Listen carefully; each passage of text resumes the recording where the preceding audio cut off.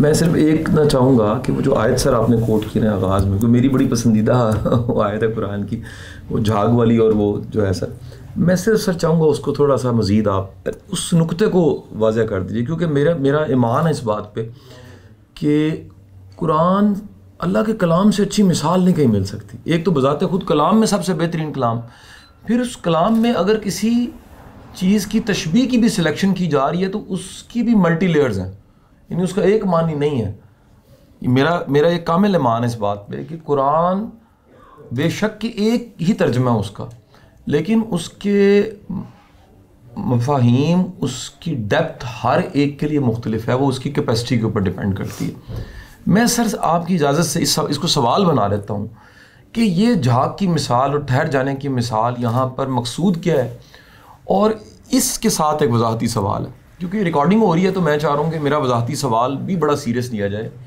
میرا یہ خیال ہے کہ اس وقت سیٹل ہونے والا پانی اور جھاگ میں تفریق بڑی مشکل ہو گئی، یعنی جو ٹھہر جانے والا ہے، وقتی جو چیزیں ہمیں دکھ رہی ہیں حقیقت وہ نہیں ہے.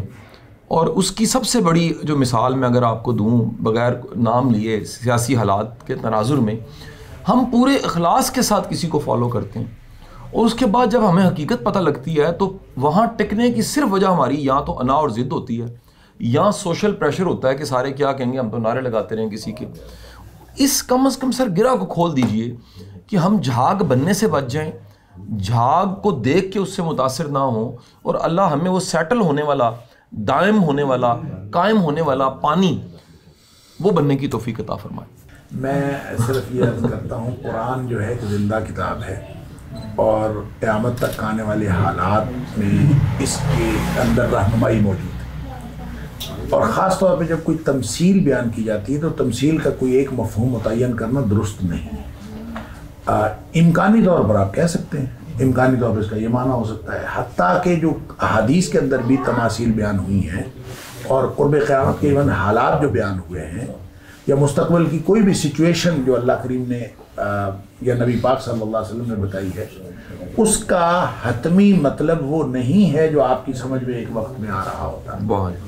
اس کے کئی مفاہیم ہو سکتے ہیں اس موقع کی مناسبت سے، جس موقع پر آپ زندہ ہیں اور آپ قرآن دیکھ رہے ہیں یا نبی پاک صلی اللہ علیہ وسلم کا فرمان دیکھ رہے ہیں، اس موقع پر وہ مفہوم جو آپ کے ذہن میں آ رہا ہے وہ درست ہو سکتا ہے، لیکن اس کا یہ مطلب نہیں ہوتا کہ اس کا کوئی اور معنی درست نہیں ہے. بیک وقت اس کے اندر کئی مفاہیم ہو سکتے ہیں.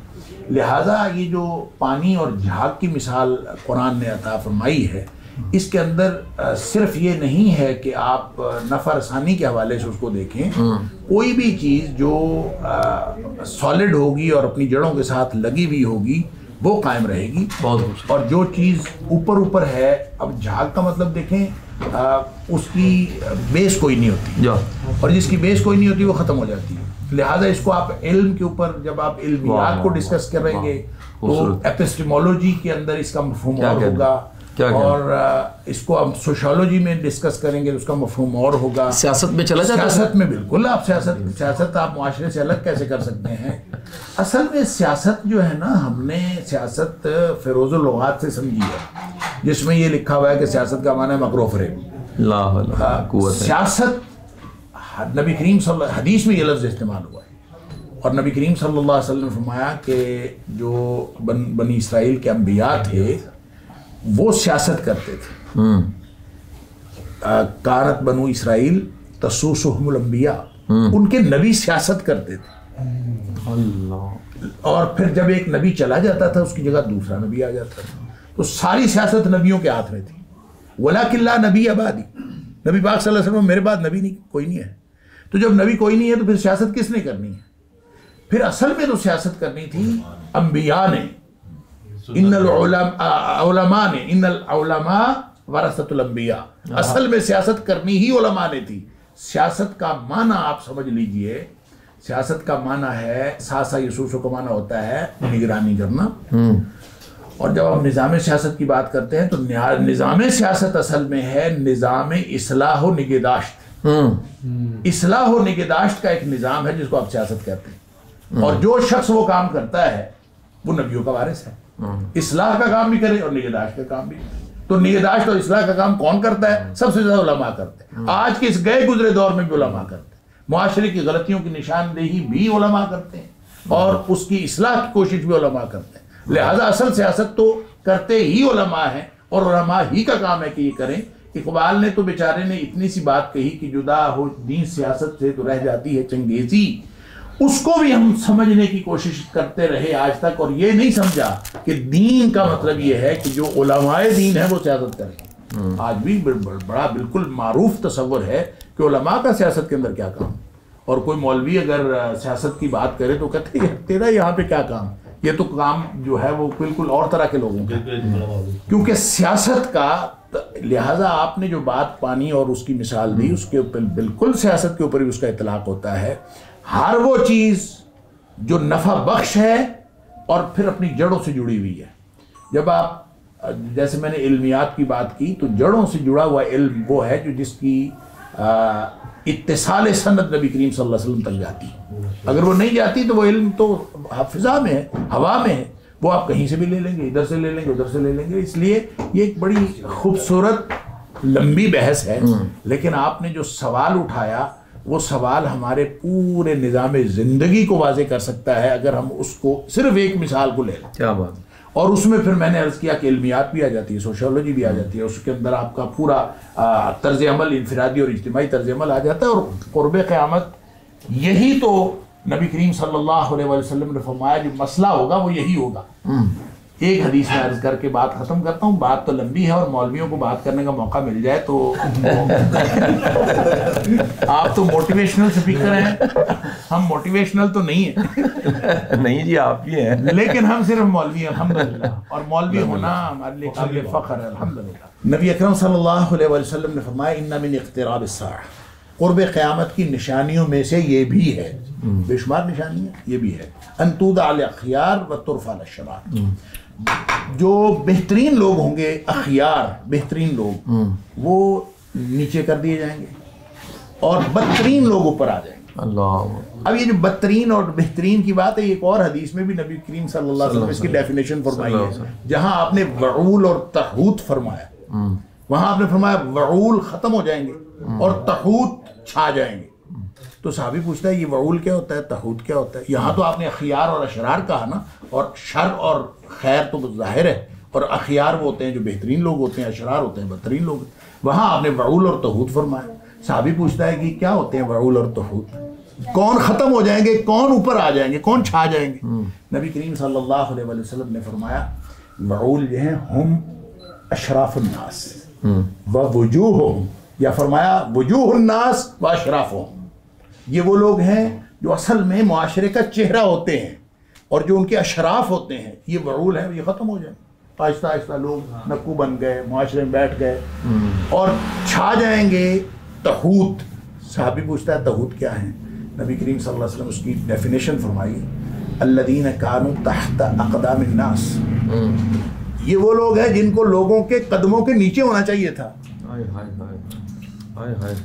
کانوا تحت اقدام الناس, لوگوں کے نیچے ہونا چاہیے. ولا یعلم بہم, ان کو تو کوئی جانتا نہیں تھا. اور لیکن صورتحال یہ ہے کہ وہ راتوں رات ویڈیو ہوتی ہے یا آڈیو ہوتی ہے, وہ کہتا ہے اس نے ڈانس اچھا کیا ہے, ساری رات ایک ہی رات میں پوری دنیا میں وائرل ہو جاتا ہے یہ بندہ. وہ کوئی لابا اٹھتا ہے, کوئی پابا اٹھتا ہے, اور پوری دنیا میں ایک دن میں مشہور ہو جاتا ہے. یہ جو لوگوں کے قدموں کے نیچے ہونے چاہیے تھے, جن کی کوئی حیثیت نہیں ہے, یہ لوگ اوپر آ جاتے ہیں. تو یہاں اس حدیث کو میں مکمل کر لوں کہ نبی کریم صلی اللہ علیہ وسلم نے فرمایا کہ وَيُفْتَحَ الْقَوْلُ وَيُخْزَنَ الْعَمَلُ. باتیں بہت ہوں گی, بات کھل جائے گی اور عمل سکڑ جائے گا. اللہ. تقریریں جتنی مرضی کروا لو, ہم ساری موٹیویشنل اسپیکر ہیں, جس سے مرضی جتنی مرضی تقریر کروا لو, اور عمل کوئی نہیں. اب یہ جو یفتح القول کو تو آپ یوں دیکھیں کہ ہر بندہ جو ہے یوٹیوب چینل بنا کے منتیں کر رہا ہوتا ہے کہ میرا چینل سبسکرائب کرو, میں نے کہنا ہے آپ مجھے سنو. یعنی نبی کریم صلی اللہ علیہ وسلم کی جو بات ہے یفتح القول ہو گئی, اس کی وضاحت یہ ہے کہ ہر بندہ کہتا ہے مجھے سنو. ہر بندے نے چینل بنایا, ہر وہ مجھے سنو, بس عمل کرو نہ کرو, مجھے بس سنو. وَيُخْزَنَ الْعَمَلُ, اور عمل سکڑ جائے گا. پھر آپ نے فرمایا اب دیکھیں جب ایسے حالات ہوں تو نظام تعلیم جو میں بات کر رہا تھا, وہ جو پانی اور جھاگ کی جو مثال ہے, جو لوگوں کو قوموں کو ڈائریکشن اور ڈائمنشن دیتا ہے نا وہ ہوتا ہے نظام تعلیم. تو آپ نے فرمایا وَتُقْرَأُ فِي الْقَوْمِ الْمُثَنَّاتِ، اس دور میں جو پڑھایا جا رہا ہوگا وہ المثنات ہوگی. وَلَيْسَ فِيهِمْ أَحَدٌ يُنْكِرُهَا، ان میں کوئی ایک آدمی بھی ایسا نہیں ہوگا کہ اٹھ کے کہہ دے کہ لوگوں یہ کیا پڑھ رہے ہو، انکار ہی کر دے. صحابی پوچھتا ہے مثنات کیا ہے، کیا پڑھا جا رہا ہوں؟ آپ نے فرمایا التی کتبت سوا کتاب اللہ، ہر وہ چیز مثنات ہے جو اللہ کی کتاب اور وحی الہی کے مقاصد کے علاوہ پڑھی جا رہی. لہذا ہم نے اس دور میں اور کچھ بھی نہیں کیا. قاسم شاہ صاحب ہم نے صرف یہ کیا ہے کہ اپنے علوم سے خدا کو مائنس کر دیا. ہم نے اور کچھ بھی نہیں کیا. یہی میتھمیٹکس پڑھنا تھا، یہی فزکس پڑھنی تھی، یہی کیمسٹری پڑھنی تھی، لیکن اس کو ہم نے تصور الہ کے ساتھ پڑھنا تھا. ہم نے اس خدا کا تصور اس میں سے مائنس کر کے وہی ساری چیز پڑھ رہے ہیں. یہ مثنات بن گئی، یہ ہم پڑھ رہے ہیں. لہٰذا اس کے ساتھ وہ جو جڑیں تھیں نا مضبوط، وہ ختم ہو گئی ہیں. اس کے ساتھ کنیکشن ختم ہو گیا. کنیکشن ہوتا تو آج ہماری حالت اور ہوتی. کنیکشن نہیں ہے تو پھر طاغوت چھا جائیں گے، وعول جو ہے وہ ختم ہو جائیں گے، برے لوگ اوپر آ جائیں گے، بہترین لوگ جو ہیں نیچے چلے جائیں گے. یہ وہ حالات ہیں جو اللہ کے رسول صلی اللہ علیہ وسلم نے تذکرہ فرمایا. تو کہنے کی بات یہ ہے کہ جھاگ اور پانی کی مثال کو آپ جب فٹ کریں گے تو آپ کو اپنی پوری زندگی اس میں نظر. واہ واہ، بہت سبحان اللہ.